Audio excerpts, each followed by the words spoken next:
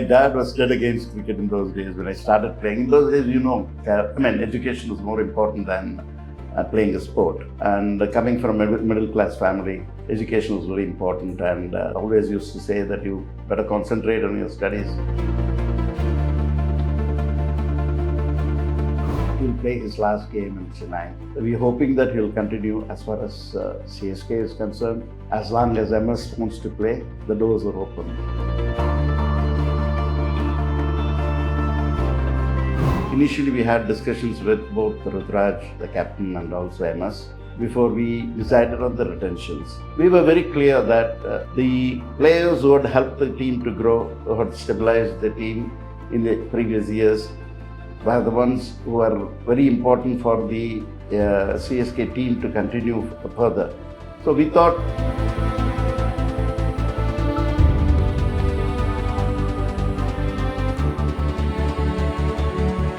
do you think we are seeing him play without any restrictions? Is he that my boy who we have seen in 2008, 9, 10, yes, when he just walked out and hit Yeah. every ball? he never used to have any harsh word or tell them that they've not done well, they've not played up to the mark to any of the players. It's a great franchise to be with and a great honor to be working under.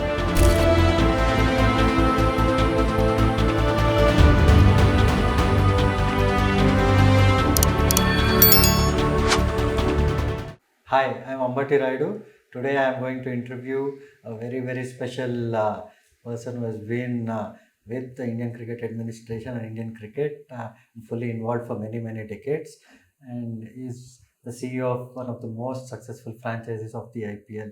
So, Kasi sir, welcome. Good evening. Great Good to evening. see you again. Thank you, sir. Thank you. Sir, I have a few questions for you. Sure. From a cricketer to CSK CEO, can you please tell me about your journey? See, I started my career in a district center. My father was working in India Cements at Chinaveri, near Chinaveri. So, even from those days, India Cements used to sponsor cricket in a big way. And I learnt my cricket there. We had a coach by name K.S. Kannan, who was a former first-class cricketer. And he used to be there throughout. And we had a good beginning in the basics of cricket at Tinaveli. Then I started playing for the schools and then the districts, combined districts, and then went on to play for the state schools. And I did my university also in district. So beginning of my entire career was only in a district center. Then I moved to Chennai, and where we played for the university, and I also played for Jolly Rovers, the first division team of India Cements. It was quite a good journey in the sense that the basics and the culture of India Cements patronage to cricket helped me to grow later in my administration. Can you please tell me about your family members' love towards cricket and CSK? How does it run in the family? As far as the family is concerned, my dad was dead against cricket in those days when I started playing. In those days, education was more important than playing a sport. And coming from a middle class family, education was very important. And he always used to say that you better concentrate on your studies and less on your sport. But over the years, as things changed, my wife and my mother used to started seeing the matches of CSK later on. Basically, there was good support in the sense that nobody objected to me from either playing cricket or being involved in cricket in my career. In that way, I think I have been very lucky with the family. Okay. Who has been your biggest mentor who has supported you throughout your journey? See, I have, to be precise, I have one Mr. T.V. Swaminathan, who was my boss in India Cements, who loved cricket so much and who patronized and who was following cricket throughout, not only in the country but also for other countries. Like, he used to see, follow the county cricket, then the Australian cricket, everything he followed. And even, he was a very great supporter of the team, India Cements team. He used to encourage me a lot. And he was the one who, actually, I was working in the class department under him in India Cements. And at that point of time, when we started, after my playing career was over with Jolly Rovers, he thought I'll be a better bet administering the cricket teams of India Cements. So that is how I got into the India Cements administrative side. After that, slowly, because of Mr. Srinivasan being there, see, as far as cricket administration is concerned, I don't think I have to talk anything more than saying that yes, he's the best, and he was my mentor for administration. I started working under him, and it helped me to grow in taking decisions, and also how to manage people. The most important thing in life is to manage the team. That I got to know under his leadership. Fantastic, sir. Sir, now coming to the IPL retentions. So we all know that the auction list includes 4 released captains. So it's Rishabh Pant, Shreyas Iyer, Sam Curran, KL Rahul have been released by the respective teams. So I don't want you to go there, but I want you to tell us how important is the core and the culture at CSK, and how you have managed to keep the core intact for such a long time. As always, you know better than me about the CSK culture, in the sense that we have always tried to have the core of the team. Initially, we had discussions with both Rutraj, the captain, and also MS, along with Fleming, before we decided on the retentions. And we were very clear that the players who had helped the team to grow, who had stabilized the team in the previous years, were the ones who are very important for the CSK team to continue further. So we thought, of course, it will be very easy to, decide on the retentions. Rutaraj, Jadu, who has been a great who had a great impact on CSK. Then MS, you don't have to talk about. Yeah. And Shivam Dubey, whom we had groomed, and MS had groomed. Yeah. So we thought we should stick with them. And as all of us know, Pathirana is going to be a bowler who will be really very useful for any team he goes. So we thought he'll be another one whom we can retain. So we also knew that if we have those retentions done, we may have a smaller purse to go into the auction, which will mean that we will not be probably able to compete with other teams for getting the best of the Indian players, like whoever has come into the auction. The big names who have come into the auction. We will still try, but I don't think it will be easy for us to get them in the auction. But we still have the confidence that we will be able to get into a team which will be most competitive. So according to you, is my way on an unfinished mission in terms of, because he once mentioned that his last match would be in Chennai. So, see, as far as Mahiba is concerned, he keeps everything to himself and comes out at the last minute only. But I have a feeling that knowing his passion for CSK, and also knowing the following he has, the CSK fans have, and he also mentioned in one of the interviews that he'll play his last game in Chennai. So we're hoping that he'll continue as far as CSK is concerned. As long as MS wants to play, the doors are open. And knowing him, his commitment and his dedication, I'm sure that he will always take the right decision. Because the way he has been batting last year, the way he was hitting, we have seen him hit Antic Nokia. Yes. So do you think Do you think we are seeing him play without any restrictions? Is he that my boy who we have seen in 2008, 9, 10, when Yes. he just walked out and hit Yeah. every bowler? I think he is just, as he rightly said, he has just come into that sort of a mindset now. And the only thing he wanted was, to be very frank with you, I'll have to tell you what he's told me when we met him. He said, we are not going to get a replacement to Raidu easily. So in that, what he said was he could have floated in any number, and that would have given the opportunity for me or Jaddu to play freely. So that way, a little bit concerned about, that is why he was very particular about the middle order being stable. So he's still very confident that if we are able to do well in the middle order and the opening pair does well, he will be his own, like what he did in 2008, 9, 10. It's a question about me. It's a, what strategy did you have in mind while choosing me for CSK? See, in 2018, what happened was, like in that auction, big auction, see, we had a choice of players to be chosen in the middle order, where we said we had Ambati Radu, Dinesh Karthik, Kedar Jadhav, all coming in, probably a number where we could pick any one of them.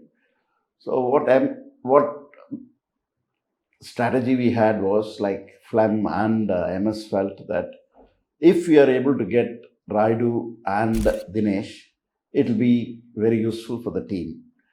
And MS was very, very, very clear at that point of time that he had seen you right from your younger days. You had played together. He said he'll be a right mix in our CSK.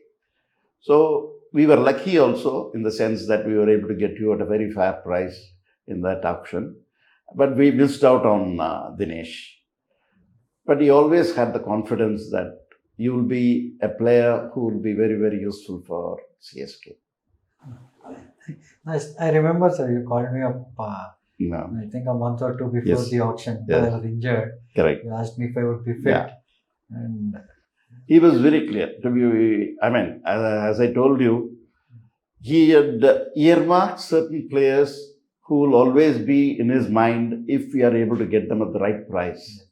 because I did not play any cricket for about 18 months because of my Correct. injury. So nobody had confidence that I would be fit for the Yeah. IPL. So that way I was actually very, very happy that CSK showed so much faith. Sir, can we expect women's CSK team in the future maybe? Maybe in the next, when BCCI decides to expand the women's team, maybe we can look at it. Last time we could not, at that point of time, go in for the women's IPL because we had already committed to South Africa. So we thought we'll wait. Sir, what is that one mantra that you think makes CSK the number one franchisee, both in terms of managing players on and off the field, and also in terms of success on the ground? What do you think that? See, I won't say that we are the number one franchise. We are one of the most sought after franchises in IPL. And another thing, what I would like to say here is, we have always, as CSK, we've always followed a process, simplicity and humility, which were always with the team, and our team selection of players were also players who will gel into the culture of CSK, which has helped it to be one of the most consistent teams. That is the mantra we have.